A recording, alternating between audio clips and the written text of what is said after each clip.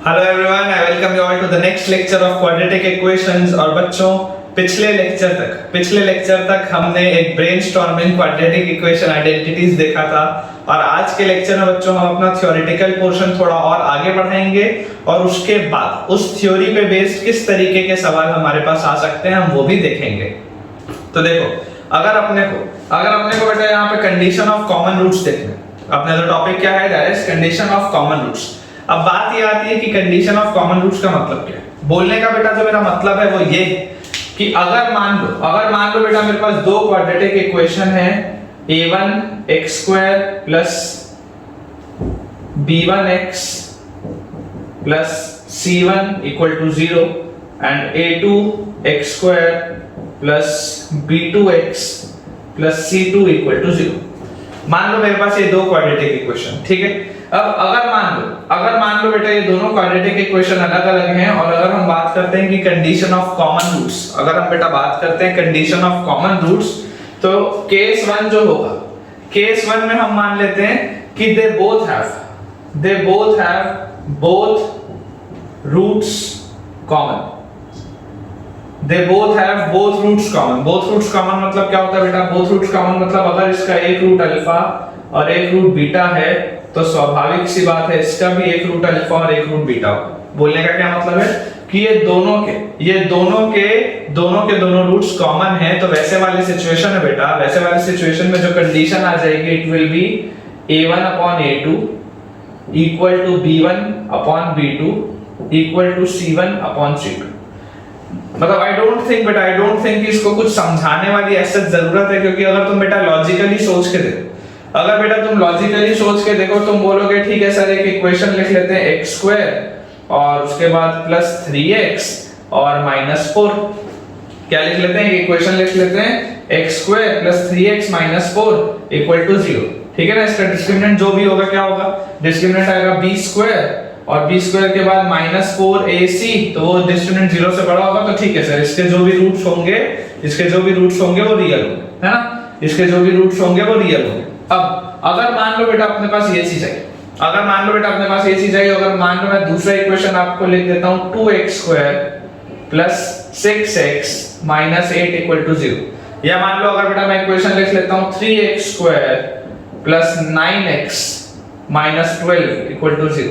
कुछ भी इस तरीके का अगर बेटा मैं रिलेशन लिखता हूं तो आप सोच के देखो कि यहाँ पर बेटा 1/2, ये भी 3/6 मतलब 1/2, माइनस 4/-8 मतलब भी क्या 1/2। Ratio same. ऑब्वियस सी बात है ना यार कि देखो सेकंड वाला बेटा जो रिलेशन है, अगर इसमें से मैं 2 को कॉमन निकाल लूंगा तो मेरे पास ये पहला रिलेशन आ जाएगा। अगर ये नीचे वाली इक्वेशन में से मैं 3 को कॉमन निकाल लूंगा तो मेरे पास पहला वाला रिलेशन आ जाएगा। बोलने का मतलब क्या? बोलने का बेटा मतलब सिंपल सा है कि इक्वेशन वही है, इक्वेशन में कोई चेंज नहीं आया है। सिर्फ और सिर्फ मैंने पूरे के पूरे इक्वेशन को किसी एक सेम नंबर से मल्टीप्लाई कर दिया, किसी ना किसी एक सेम नंबर से बेटा मैंने मल्टीप्लाई कर दिया। उस वजह से अपने पास अगर मान लो दो क्वाड्रेटिक इक्वेशंस का आपको बेटा लिखा होता है कि they both have both the roots common. अगर आपको बेटा बोला जाता है कोई भी दो क्वाड्रेटिक इक्वेशन में कि they both have both the roots common, उसका सिंपल सा मतलब क्या होता है? That a1/a2 b1/b2 and c1/c2 will be on same ratios, ठीक है ना, will be in same ratios. अब एक बार अगर बेटा अपने पास मान लो ये बोथ रूट्स कॉमन वाला आ गया, ठीक है। अब जो थोड़ी सी काम की चीज है वो है सेकंड वाला केस, that is they both have one root common. ये वाला चीज बेटा मोस्ट फ्रीक्वेंटली आस्क्ड है। ये वाली जो चीज है it is the most frequently asked type of questions that they both have one root common. अब अगर बेटा तुम सोच के देखो कि अगर दोनों में एक रूट कॉमन होगा तो मैं ये बोलता हूं कि मान लेते हैं अल्फा इधर कॉमन है ना, जो कॉमन रूट है मान लेते हैं अल्फा। क्या बोला मैंने? जो कॉमन रूट है मान लेते हैं अल्फा है, इसका दूसरा रूट बीटा मान लेते हैं, इसका दूसरा रूट गामा मान लेते हैं, ठीक है। ये बीटा और गामा अलग अलग हो गए, ध्यान से देखो, ये बीटा और गामा अलग अलग रूट हो गए और कॉमन वाला रूट आ गया अल्फा। तो यहां से क्या ये बात अपने को समझ में आती है? क्या बेटा अपने को ये बात समझ में आती है कि अगर alpha is the common root, मतलब कि जब मैं इसमें अल्फा रखूंगा तो सेटिस्फाई करेगा, मैं ये वाले में बेटा अल्फा रखूंगा तो सेटिस्फाई करेगा। सोच के देखो अगर मैंने अल्फा रखा तो आया a1 alpha square plus b1 alpha plus c1 equal to 0, ठीक है क्या? और नीचे वाले में अगर अल्फा रखा तो आया a2 alpha square plus b2 alpha plus c2 equal to 0। बहुत ध्यान से देखो, बहुत ध्यान से, ठीक है। अब अगर बेटा तुमने 10वीं में क्रॉस मल्टीप्लिकेशन वाला मेथड पढ़ा है of solving linear equation in two variable, तो तुमने एक चीज पढ़ी होगी, क्रेमर्स रूल। क्या पढ़ा होगा? Cramer's rule. अब क्रेमर्स रूल क्या होता है? क्रेमर्स रूल बेटा नाम भयानक सा, बाकी वही चीज है जो तुमने ऑलरेडी पढ़ा हुआ है। इसको सॉल्व करने का क्या तरीका होता है? इसको जो अपने को बेटा सॉल्व करने का तरीका, इट इज वेरी सिंपल। कि देखो आप इमेजिन करो अगर आपके पास इक्वेशन होता था a1x b1y c1 0, और अगर एक रिलेशन होता था a2x b2y c2 0, तो इसको हम कैसे सॉल्व करते थे? इसको सॉल्व करने के लिए हमने यहाँ पे लिखते थे x, यहाँ पे लिखते थे y, यहाँ पे लिखते थे 1, बीच में लगाते थे ऐसा इक्वल टू का साइन, और नीचे डिवीजन में लगा देते थे। और फिर यहाँ से मैं बोलता था कि भैया x के नीचे वाली चीज लिखनी है तो इस पूरे को छिपाओ, और इस पूरे को छिपाने के बाद डायगोनली देखो तो डायगोनल एलिमेंट्स क्या है? b1 c2 b2 c1। क्या बोला मैंने? ये वाले को पूरे को हाइड कर लो और उसके बाद यहां से डायगोनली चलो तो b1 c2 और फिर b2 c1 ऐसे लिखते थे अपन, b1 c2 b2 c1। Class 10th में अपन ने ये चीज पढ़ी। अच्छा, इसके बाद अपन रुके कहां पर? अपन रुके c1 पे। तो अगर मुझे y के नीचे वाला लिखना है तो मैं y को छिपा दूंगा और जहां पे रुका था वहीं से चालू करूंगा, तो डायगोनली जाऊंगा तो c1a2 c2a1, ठीक है क्या? c1a2 c2a1, ठीक है। और इसके बाद अगर देखो अभी रुका मैं कहां पे हूं? c2a1 पे, a1 पे मैं रुका हूं। अब अगर मुझे कांस्टेंट वाले टर्म के नीचे देखना है, 1 लिखा है मतलब क्या है? कांस्टेंट वाले टर्म के नीचे देखना है, तो मैं इसको हाइड कर दूंगा। a1 पे मैंने रुका था तो बोलो क्या लिखूंगा? a1b2 a2b1, ठीक है क्या? a1b2 a2b1, a1b2 a2b1। अब जैसी बेटा मेरे पास ये चीज आ गई, तो ये जो चीज थी वो तो हमने ऑलरेडी, ये वाली चीज तो बेटा हमने ऑलरेडी किसमें पढ़ा हुआ? ये वाली चीज तो हमने ऑलरेडी इसमें पढ़ा हुआ। किसमें? Class 10th।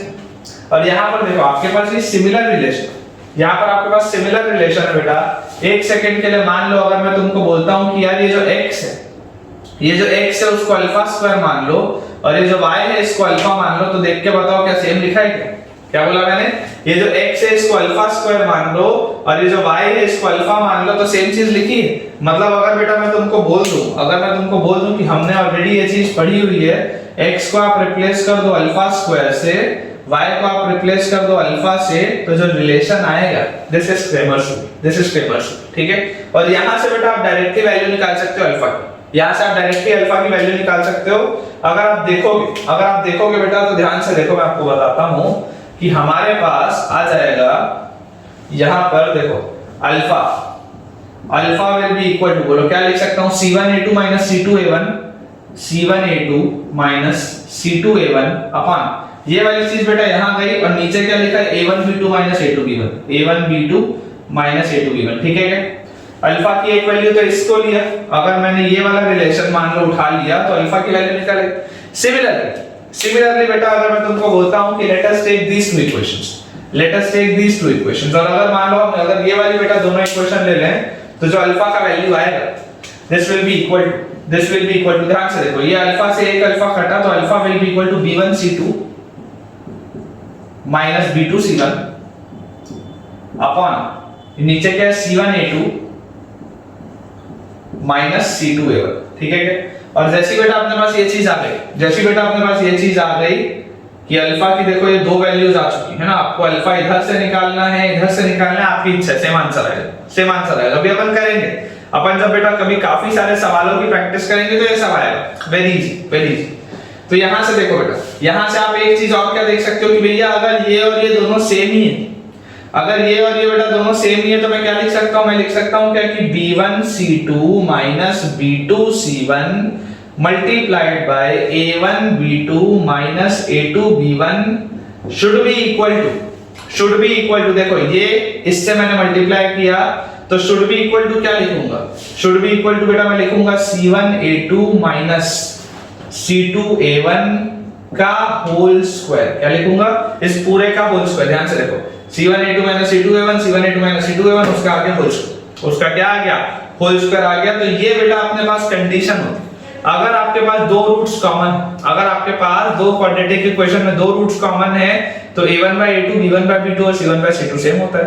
अगर आपके पास बेटा क्वाड्रेटिक इक्वेशन में सिर्फ और सिर्फ एक रूट कॉमन है तो ये कंडीशन होती है। अब आपको ये रटना नहीं, आपको ये याद नहीं रखना, हमको सिर्फ और सिर्फ मेथड याद रखना है कि ठीक है भैया क्रेमर्स रूल लगा करके सॉल्यूशन तो निकल आएगा।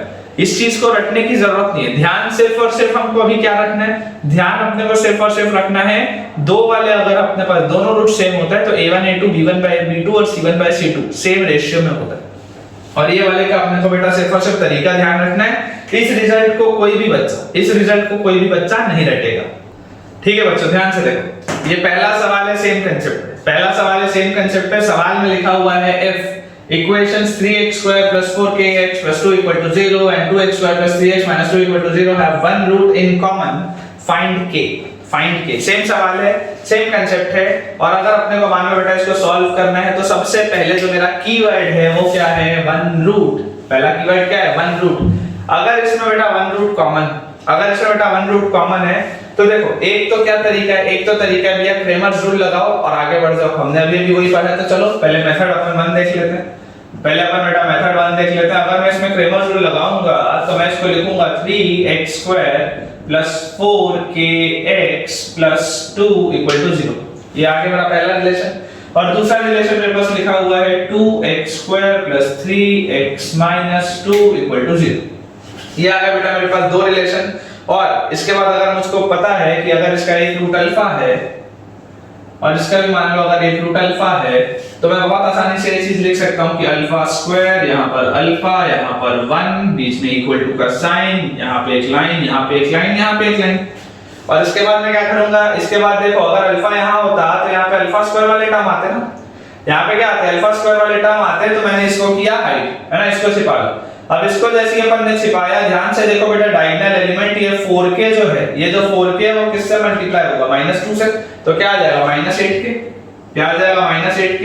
और उसके बाद सब्ट्रैक्ट क्या होगा? बोलो सब्ट्रैक्ट क्या होगा? ये 3 और 2, 3 * 2 कितना होता है? 6। तो इसमें से 6 को आपने सब्ट्रैक्ट कर दिया, पहली चीज। अच्छा, यहां पर आप रुके थे, बीच वाले टर्म को मैंने हाइड किया क्योंकि अगर मैं अल्फा रखूंगा तो यहां पे अल्फा आएगा। ये बीच वाले मैंने टर्म को हाइड किया, मैं यहां पर रुका था तो 2 * 2 4, पहली बात, माइनस, फिर यहां से यहां जाऊंगा तो -2 * 3 कितना होता है? -6। तो यहां पर ने लिख लिया -6 अपॉन, चलो यहां पर देखो कांस्टेंट वाला टर्म, यहां पर अपन रुके थे तो जैसे ही आप जाओगे तो 3 से 3 मल्टीप्लाई होगा 9, माइनस उल्टा जब गया तो 2 से 4 के मल्टीप्लाई हुआ 8 के। एज सिंपल एज दैट लिख लिया भैया क्रेमर्स रूल। और एक बार मैंने अगर क्रेमर्स रूल लिख लिया, अगर एक बार बेटा मैंने क्रेमर्स रूल लिख लिया तो यहां से मैं क्या बोल सकता हूं कि भैया अल्फा जो आएगा वो आएगा 4 + 6 10 अपॉन 9 माइनस 8k। और अगर मैं यहां से अल्फा को देखूंगा तो यहां से क्या आ जाएगा बोलो? ये अल्फा से एक अल्फा कटेगा तो अल्फा की वैल्यू आ जाएगी -8k -6 अपॉन 4 + 6 is 10। आया नहीं? और जैसे बेटा मेरे पास ये दोनों चीज इक्वल आ गई, मुझे तो निकालनी थी k की वैल्यू, तो हम डायरेक्टली ऐसा करते हैं, इनको क्रॉस मल्टीप्लाई कर लेते हैं। तो यहां से बताओ हमारे पास क्या आ जाएगा? यहां से अपने पास क्या आ जाएगा? देखो इसको अपन लिख सकते हैं क्या? यहां पे -8k -6 है, इसको अपन बेटा लिख लेते हैं -4k -3। ठीक है क्या? 2 का एक फैक्टर इसमें से मैंने निकाला, काट दिया इधर से। तो जैसे ही काटूंगा यहां से तो क्या आएगा? 5 आएगा। यहां पे ये 5 इधर जाएगा तो 50 बनेगा। और ये वाला 9 - 8 के इधर अभी और मल्टीप्लाई होगा, यहां पे 9 - 8 के और मल्टीप्लाई कर देते हैं और आरएचएस में लिख देते हैं 5 * 10 को 50। ठीक है क्या? अब यहां से देखो बेटा ये अपने को ऐसे अच्छा लिखा हुआ नहीं दिख रहा, माइनस माइनस दो साइन है, माइनस निकाल लो कॉमन, इसको लिख लो 4k + 3 और माइनस जो कॉमन निकाला इसको यहां अंदर डाल दो। तो ये जो 9 - 8k है, क्या इसको मैं 8k - 9 ऐसा लिख सकता हूं? क्या बोलो? 8k - 9 ऐसा लिख सकता हूं। और जैसे ही बेटा मैंने ये वाली चीज लिख ली, यहां से देखो मेरे पास एक क्वाड्रेटिक आ चुका है and this can be further simplified into 8k और 4k मल्टीप्लाई हुआ तो 32k², फिर 8k और 3k 24k। ठीक है? और -3 और -9 और 4k -36k। तो ये 24k और -36k कितना आ जाएगा? -12k। और उसके बाद देखो ये -9 और 3 कितना आता है -27 और 50 भी इधर है तो -77 इक्वल टू कितना आ गया 0। ये मेरे पास बन चुका बेटा मेरा quadratic. This is my quadratic equation. मुझे सिर्फ इसको सॉल्व करना है, मुझे क्लियरली दिखता है स्प्लिटिंग का मिडिल टर्म में नहीं निकलेगा। ठीक है, सॉल्व कर लेते हैं। k will be equal to -b plus minus root over b square मतलब कितना 144 माइनस 4a और कांस्टेंट टर्म की जगह पे -77 है तो दिस विल बी प्लस और यहाँ पे आ गया 77 अपॉन 2a मतलब ये आ गया 64। ठीक है क्या? अब देखो 4 into 32 into 77 आ रहा है। कितना आ रहा है 4 into 32 into 77। तो देखो 4 into 32 बोलो कितना होगा 4 into 32 कितना आ जाएगा आपके पास 128 आ जाएगा है ना 128। और अपन साइड में अगर करके देख ले बेटा कि 128 को जब अपन 77 से मल्टीप्लाई करेंगे 7 8 जा 56 6 कैरी 5 7 2 जा 14 और 5 99 कैरी 1 7 1 7 और 1 8। और वैसे यहां पर भी अपने पास आ जाएगा 8 9 6 तो this will B 6 9 6 15 5 carry 1 18 8 carry 1 9856। कितना आ जाएगा 9856 आपके पास आ जाएगा।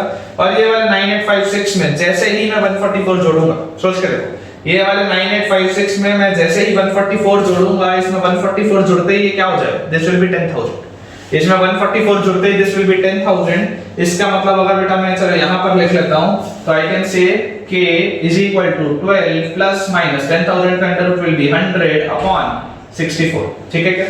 और जैसे ही अपन ने ये चीज लिखी तो देखो दो रूट्स क्या है 12 और 100। 12 और 100 विल बी 112 अपॉन 64 पहला। दूसरा 12 minus 100 12 minus 100 will be -88 upon 64। It will be -88 upon 64। इसको अगर हम फर्दर सिंपलीफाई करें, इसको बेटा अगर हम फर्दर सिंपलीफाई करें तो देखो अगर बेटा मैं इसमें से आपको बोलता हूं कि let us take a factor of 8।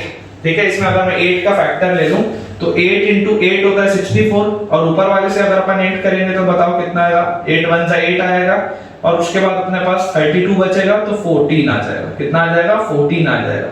और 14 और 8 में भी अपने को देख रहा है किसका फैक्टर कॉमन है 2 का फैक्टर कॉमन है तो इसको तो लिख लो 4 और ऊपर वाले 14 को लिख लो तुम 7। तो एक रूट तो आ गया 7/4। अब इसके बाद क्या लिखा -88/64 -88/64 बेटा लिखा हुआ इसमें भी 8 का फैक्टर है तो यहाँ तो 8 आ गया और ये वाले भी 8 अपन ने हटा लिया तो यहाँ 11 आ गया। फर्दर सिंपलीफाई होकर फाइनली अपने पास k की वैल्यूज क्या आई 7/4 और -11/8। क्या क्या आ गया 7/4 और -11/8।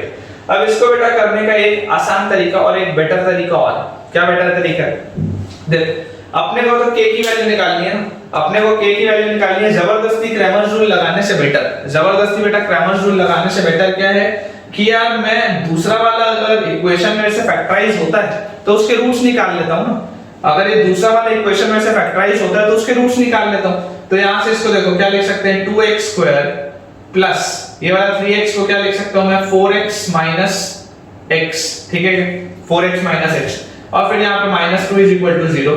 ये देखो 2x आया बाहर अंदर बचा x प्लस 2 -1 आया बाहर x प्लस 2 = 0। तो 2x - 1 multiplied by x plus 2 = 0। तो यहां से अपने पास x की वैल्यू आ गई ½ - 2। x की वैल्यू क्या आ गई ½ - 2। अब इसका क्या मतलब इसका बेटा मतलब सिंपल सा है कि अगर ये वाले क्वाड्रेटिक इक्वेशन के दो रूट्स हैं ½ और -2 अगर इसके दो रूट्स हैं ½ और -2 इसका मतलब या तो इसका जो कॉमन रूट होगा वो ½ होगा या तो कॉमन रूट होगा जो -2 होगा। क्या बोला मैंने कि अगर इसके दो रूट मुझको पता चल गया ½ और -2 हैं तो या तो ½ वाला कॉमन रूट होगा या तो -2 वाला कॉमन रूट होगा। डायरेक्टली पुट करके देख लेता हूं।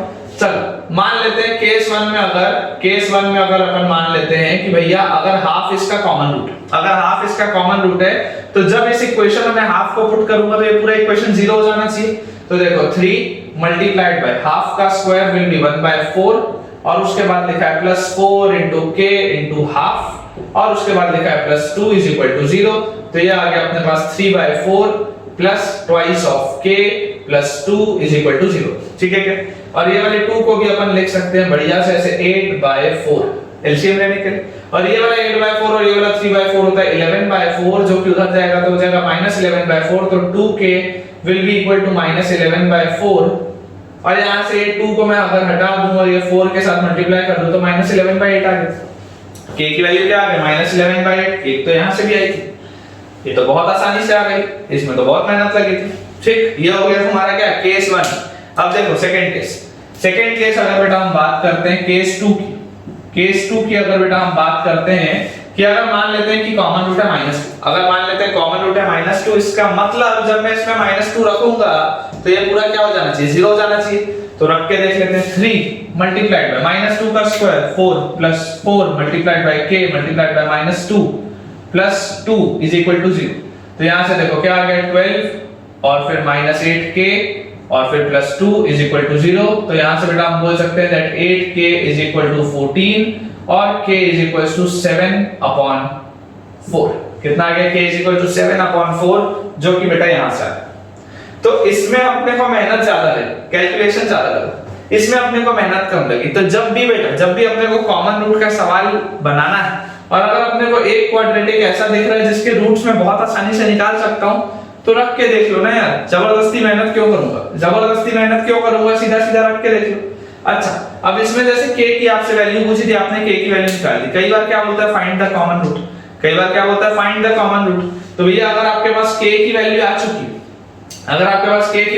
है, तो आप अल्फा जब रखोगे, जब आप बेटा अल्फा की वैल्यू निकालने के लिए जैसे आप इसमें k रखोगे, तो या तो अल्फा क्या आएगा, या तो आपके पास अल्फा 1/2 आएगा, या तो आपके पास अल्फा -2 आएगा। ऐसे ही सवाल आता है इसमें, ऐसे ही आपके पास सवाल आता है, या तो वेरिएबल आइडेंटिफाई करने बोल देगा या कॉमन रूट निकालने बोल देगा, कुछ भी इस तरीके का रहेगा। जो भी वेरिएशन इसमें पॉसिबल हो सकते हैं, अभी अपन लोग इसको बनाने का ट्राई करेंगे। ठीक है बच्चों, देखो अपने पास अगला सवाल ऑब्वियसली कंसेप्ट वही है। If the equations ax² + x + bc = 0 and bx² + x + ac = 0 have one root in common, again keyword क्या बेटा हमारा, कीवर्ड है वन रूट इन कॉमन। तो क्या बोलता है, find out the common root. पिछले वाले में k निकलवाया था, इस वाले में बोलता है कॉमन रूट बता दो। इस वाले में क्या बोलता है, कॉमन रूट बता दो।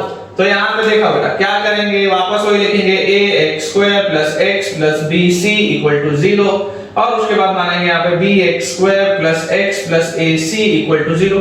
ठीक है, और यहाँ पर अपने को बोला जाता है कि अगर इसका एक रूट कॉमन है तो कॉमन रूट मान लेते हैं अगेन क्या, अल्फा है ना। तुमको बीटा गामा जो मानना मान सकते हो यार, कॉमन रूट को जो मान सकते हो, फर्क नहीं पड़ेगा। ठीक है, तो अगर मान लो इसमें मैं कॉमन रूट मान लेता हूं अल्फा, अगर मान लो इसमें बेटा मैं कॉमन रूट मान लेता हूं अल्फा, तो बाय क्रेमर्स रूल, क्योंकि इसमें मेरे को रूट तो दिखाई दे नहीं रहा, मुझको रूट तो दिखाई नहीं दे रहा, तो bye Cramer's rule I can से कि अल्फा स्क्वायर, यहां पे लिखा अल्फा, यहां पे लिखा 1, बीच में लगाया इक्वल टू का साइन, यहां पे एक लाइन, यहां पे दूसरी लाइन, यहां पे तीसरी लाइन।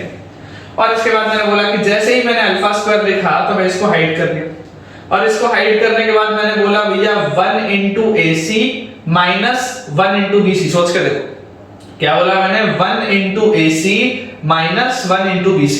तो क्या इसको मैं AC minus BC ऐसा बोल सकता हूं? ठीक है, रुका कहां पे मैं रुका BC। ठीक है, अब अल्फा अगर मेरे को निकालना है तो बेटा मैं इसको बोलूंगा BC into B minus AC into A। सोच के देखो BC into B minus AC into A। ठीक है क्या, BC into B मतलब क्या हो जाएगा, B square C minus AC into A मतलब क्या हो जाएगा, A square C।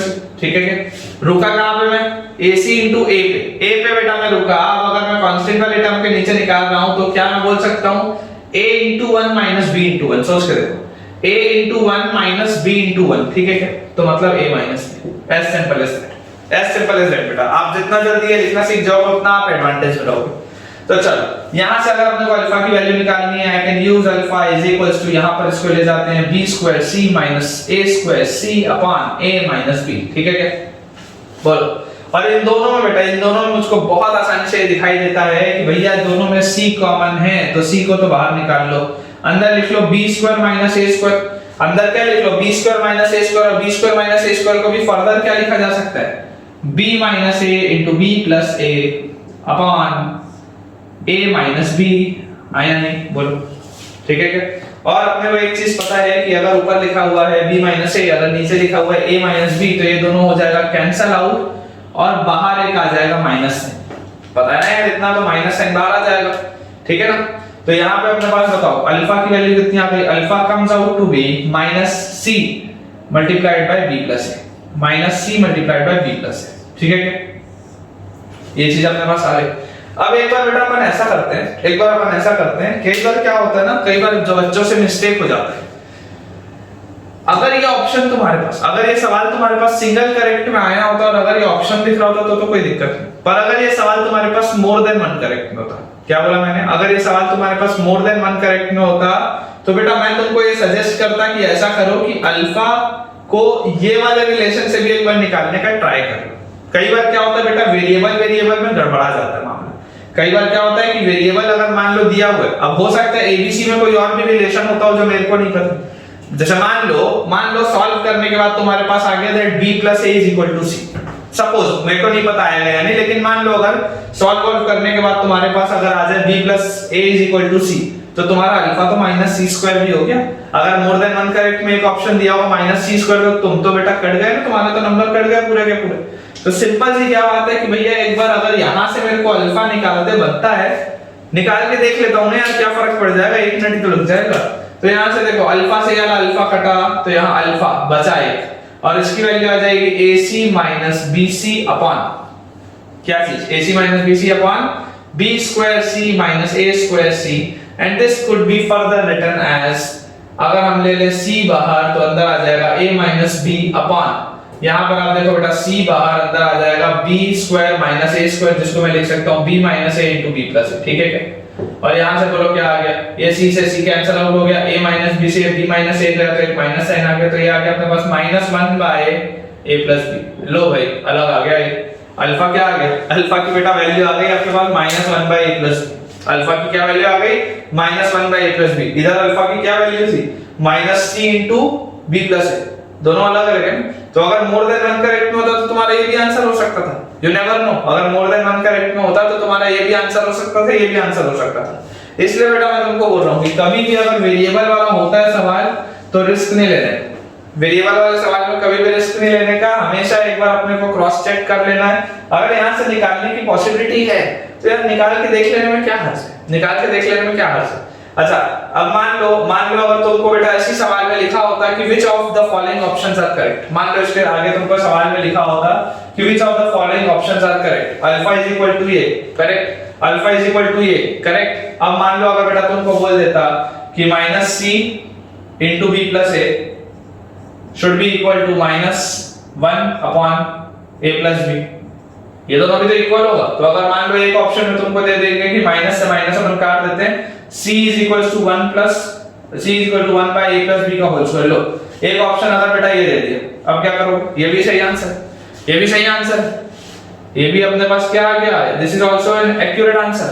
तो ये सारी की सारी पॉसिबिलिटीज है, ये सारी की सारी पॉसिबिलिटीज है, इसलिए अपने को पूरा बढ़िया से देखना बहुत ज्यादा जरूरी है। अगर ये आपको बेटा कांसेप्ट समझ में आया है तो जरूर वीडियो को लाइक करना बनता है और कमेंट में मुझे बताओ कि आपको ये कांसेप्ट पसंद आया है या नहीं।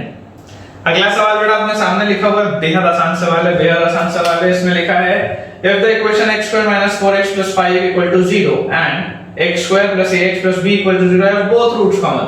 both roots तो बहुत आसान होता है, बहुत आसान होता है, दोनों इक्वेशन सेम होगा, दोनों इक्वेशन सेम होगा। क्यों सेम होगा बोलो, पहला इक्वेशन है x² - 4x + 5 = 0, दूसरा इक्वेशन है x² + ax + b = 0। ये बेटा दोनों के दोनों इक्वेशन सेम। अब अगर दोनों के दोनों इक्वेशन सेम है तो आप एक सिंपल सी बात सोचो, आप एक सिंपल सी बेटा बात सोचो कि both of these equations are same, if both of these equations are same, और अगर इनके मतलब अगर बेटा इनके दोनों के रूट सेम, अगर ये अल्फा और बीटा था और अगर ये भी अल्फा और बीटा था और अगर x² का कोफिशिएंट भी सेम, अगर x² का कोफिशिएंट भी सेम है तो बहुत सिंपल सी बात है ना यार, a को -4 होना पड़ेगा और b को 5 होना पड़ेगा, और कोई ऑप्शन नहीं है। a1/a2 = b1/b2 = c1/c2, a1/a2 तो 1 आ गया तो b1/b2 भी क्या होगा, सेम होगा ना, ये तो सेम होगा और कोई ऑप्शन नहीं। अब इस सवाल में बेटा देखो, इस सवाल में देखो, ये वाला सवाल तो हो गया, ये और भी निकल गया। इस सवाल में देखो एक बढ़िया मैं तुमको चीज बताता हूं। इमेजिन करो कि अगर मैं बोलता कि both have one root common, both have one root common, possible है क्या? इज इट पॉसिबल, ऐसा लिख लेते हैं, is it possible that both have one root common if a, b belongs to, चलो मान लेते हैं रैशनल नंबर, ये भी रैशनल नंबर यहाँ पे भी दिए हुए हैं, a, b अगर रैशनल नंबर है तो पॉसिबल है क्या कि दोनों में एक रूट कॉमन हो।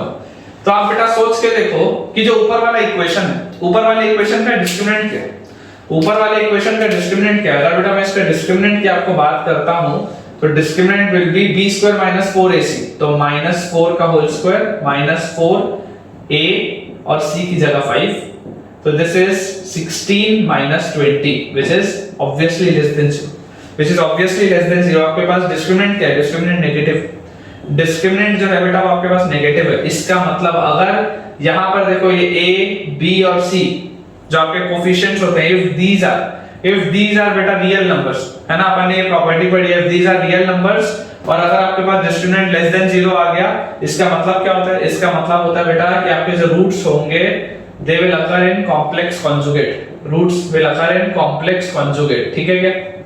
ध्यान से सोचो। और जैसे बेटा ये कॉम्प्लेक्स कॉन्जुगेट में आ गए रूट्स, तो ये तो हमेशा ही कॉम्प्लेक्स कॉन्जुगेट में होगा। अब अगर एक रूट सेम आ गया तो दूसरा रूट को तो सेम होना पड़ेगा। सोच के देखो, यहां पर अगर मैं तुमको बोलता हूं दूसरे वाले इक्वेशन में कि a और b भी क्या है? a और b भी रैशनल नंबर। अब अगर a और b भी रैशनल नंबर है तो ये वाला इक्वेशन का अगर एक रूट कॉम्प्लेक्स का है, अगर एक रूट कॉम्प्लेक्स का है तो दूसरे को भी क्या होना पड़ेगा? कॉम्प्लेक्स कॉन्जुगेट में आना पड़ेगा। क्योंकि इसका भी अगर हम बोलते हैं डिस्क्रिमिनेंट 0 से छोटा है, इफ इसका भी अगर हम बोलते हैं बेटा डिस्क्रिमिनेंट 0 से छोटा है, मान लो ये वाली भी कंडीशन दी हुई है कि यहां पर देखो b स्क्वायर माइनस 4ac जो मैं लिखूंगा तो a square minus 4b is less than 0, ऐसा मान लो। एक कंडीशन और मान लो सवाल में कि इसका डिस्क्रिमिनेंट 0 से छोटा आपको दिया हुआ है, a square minus 4b is less than 0 आपको दिया हुआ है, तो ये पॉसिबल नहीं होगा बेटा फिर एक रूट आना पॉसिबल नहीं होगा, क्योंकि दोनों ही हमेशा ही सेम आएंगे, क्योंकि इसका भी कॉम्प्लेक्स कॉन्जुगेट होगा, इसका भी कॉम्प्लेक्स कॉन्जुगेट होगा, और अगर दोनों में एक रूट कॉमन हो गया तो दूसरे को कॉमन होना पड़ जाएगा, है ना। इस तरीके का भी अपने को एनालिसिस करना आना चाहिए, है ना। कॉम्प्लेक्स कॉन्जुगेट में ही अकर करेगा।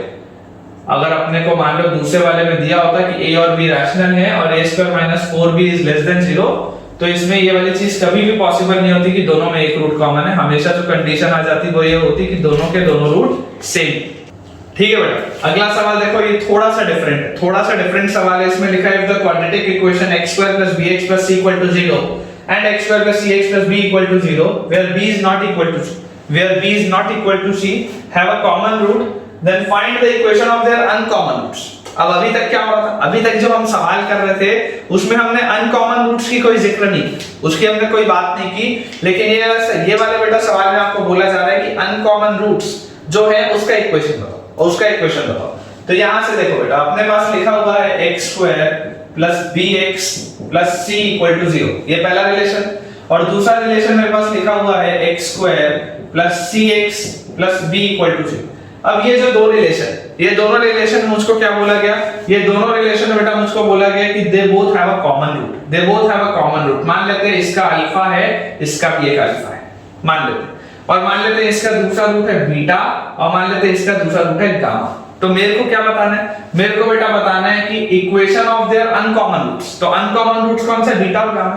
मतलब I have to find out x square minus beta plus gamma times x plus beta gamma equal to 0। मुझको ये बताना है, और मेरे पास ये दिया हुआ है कि दोनों में एक रूट कॉमन है। तो जैसे ही इसको बेटा मैं सॉल्व करूंगा, अगेन क्रेमर्स इक्वेशन हम लगाएंगे, alpha square alpha 1 equal to एक डैश दूसरा डैश तीसरा डैश।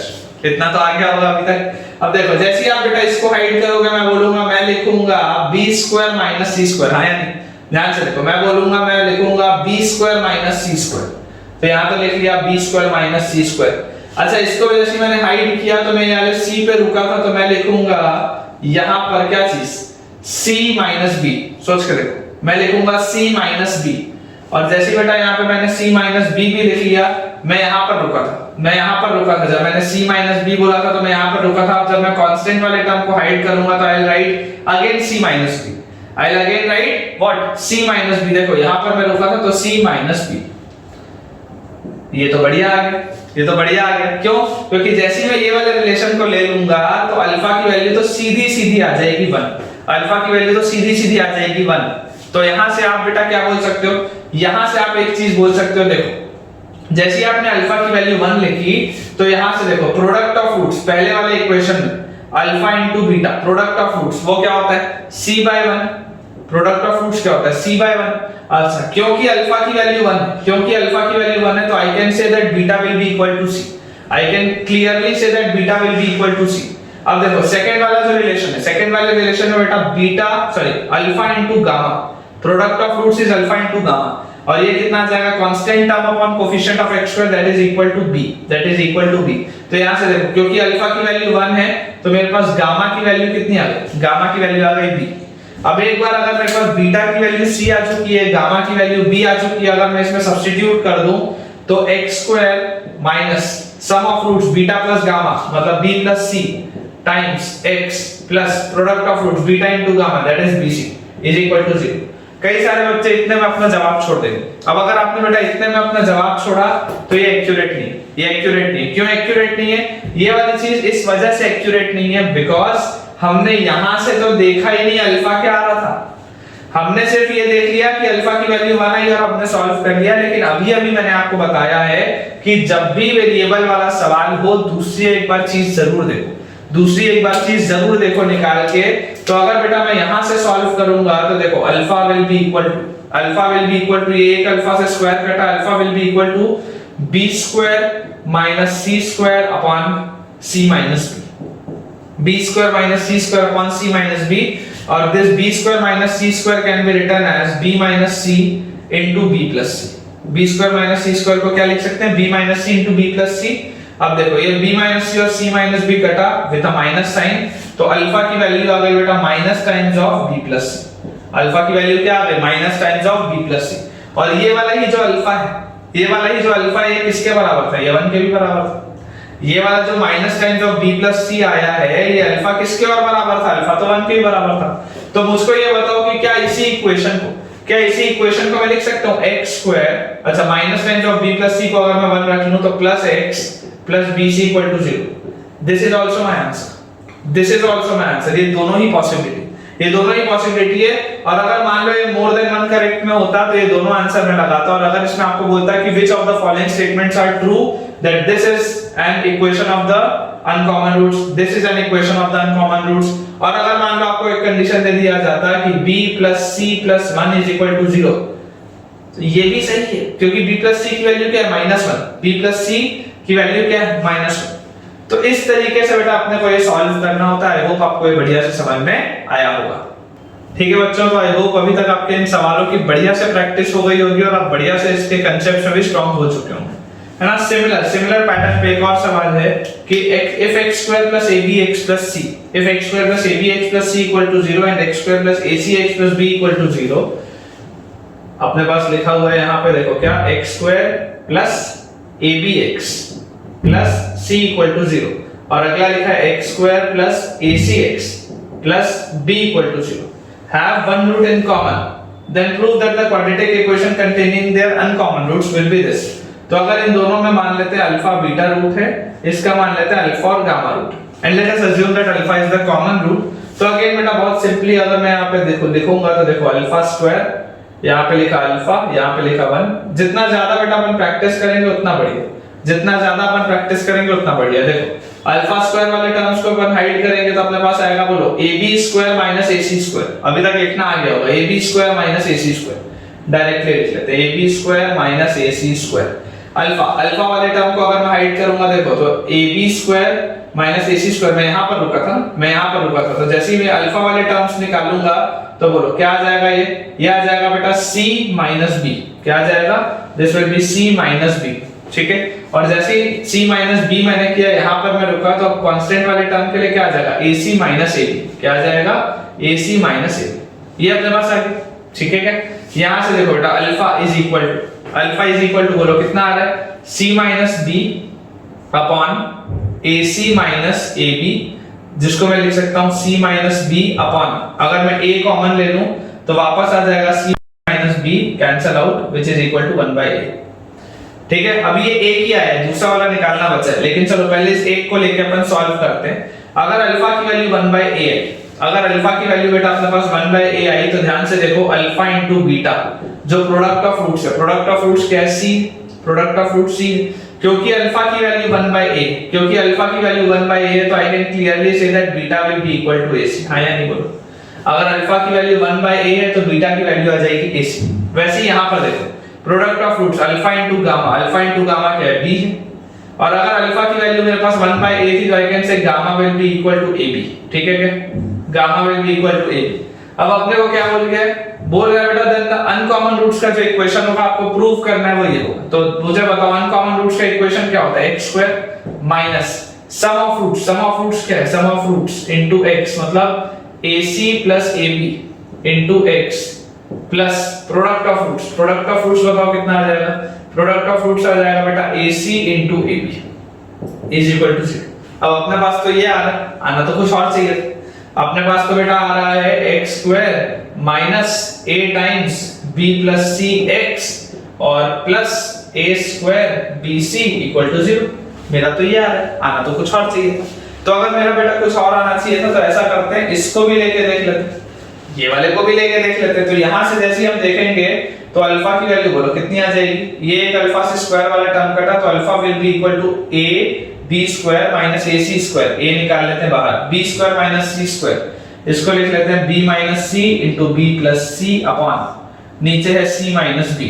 जैसी बेटा कैंसिलेशन होगा बोलो अपने पास क्या आ जाएगा, कैंसिलेशन होते ही यहां पे एक आ जाएगा माइनस है, और आई कैन से that alpha will be equal to minus a times b plus c। Alpha क्या आ जाएगा, alpha will be equal to minus a times b plus c। और यही वाला जो अल्फा है बेटा, यही वाला जो अल्फा है, क्या मैं ये भी बोल सकता हूं कि that this alpha is equal to 1/a, क्या मैं ये बोल सकता हूं that this alpha is equal to 1/a। तो जैसे बेटा मेरे पास ये चीज आई तो यहां से अब देखो अपने को अगर मैनिपुलेशन अब करना पड़े और उस सवाल का आंसर लेके आना पड़े तो अपन क्या कर सकते हैं। अगर हम आपको बोल दें कि ऐसा कर लेते हैं कि ये वाला देखो, ये वाला बेटा जो अपने पास है minus a times b plus c, ये जो minus a times b plus c है इसका वैल्यू तो क्या है 1/a, इसका वैल्यू तो क्या है 1/a है। तो इसको अपन ऐसा लिख लेते हैं x² और plus x/a plus a² bc equal to 0। ये तो अपन सबसे पहले लिख सकते हैं, ठीक है क्या, देखो ये तो अपन सबसे पहले लिख सकते हैं। अच्छा इसके अलावा अपन और क्या कर सकते हैं, इसको अपन लिख सकते हैं ax² plus x plus a² bc is equal to 0। ठीक है क्या, ये भी चीज अपन कर सकते हैं। लेकिन अभी भी मजा नहीं आया, क्यों, क्योंकि अपने को तो यार यहाँ पे a के साथ एक b प्लस c वाला भी टर्म चाहिए था। तो ऐसा करते हैं पूरे के पूरे इक्वेशन में दोनों साइड में LHS में भी और RHS में भी बेटा अपन ऐसा करते हैं b प्लस c से अगर मल्टीप्लाई कर दे तो कायदे से क्या आता, अपने पास आता a times b plus c x² plus x times b plus c plus a² bc into b plus c should be equal to 0। ये चीज मेरे पास आता है। हाँ अब मैं ये चीज बोल सकता हूं कि ठीक है ये a times b plus c x² मुझे दिखाई दे रहा है, ये b plus c times x भी मुझे दिखाई दे रहा है, लेकिन हाँ यहाँ पर मुझको माइनस abc चाहिए था, यहाँ पे मेरे पास कुछ और आ रहा है। यहाँ पर मुझको क्या चाहिए था, माइनस abc चाहिए था, यहाँ पर मेरे पास कुछ और आ रहा है। तो मैं आपको बेटा ये बोलूंगा कि आप ध्यान से देखो minus a², this implies what, this implies अगर मैं a यहाँ ले आऊं तो minus a² into b plus c की वैल्यू 1 है। देखो सोच के देखो, ये वाला a से अगर मैं यहाँ पे ले आऊं तो minus a² into b plus c की वैल्यू क्या है 1 है।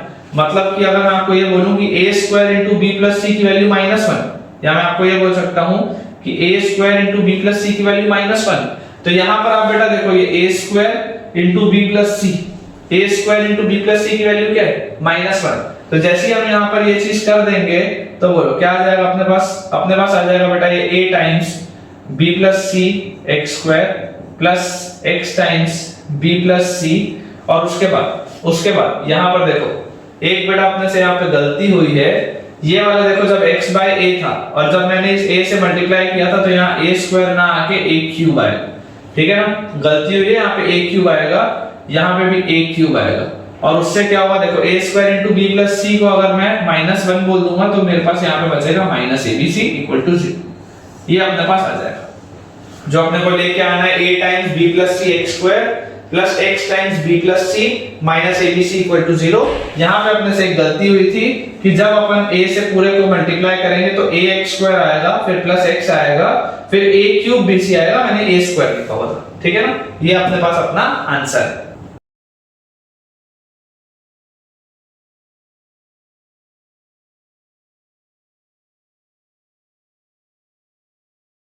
ठीक है बच्चों, आई होप आपको आज का लेक्चर पूरा का पूरा बढ़िया से समझ में आया होगा। और अगर आपको आज का लेक्चर पसंद आया है तो वीडियो को लाइक करना बहुत जरूरी। कमेंट में आप मुझको बताएंगे अगर इन सारे के सारे सवालों के आपके आंसर आ गए हैं या नहीं। कोई भी अगर आपको बेटा डाउट होता है तो भी आप मुझे कमेंट्स बॉक्स में पूछ सकते हैं।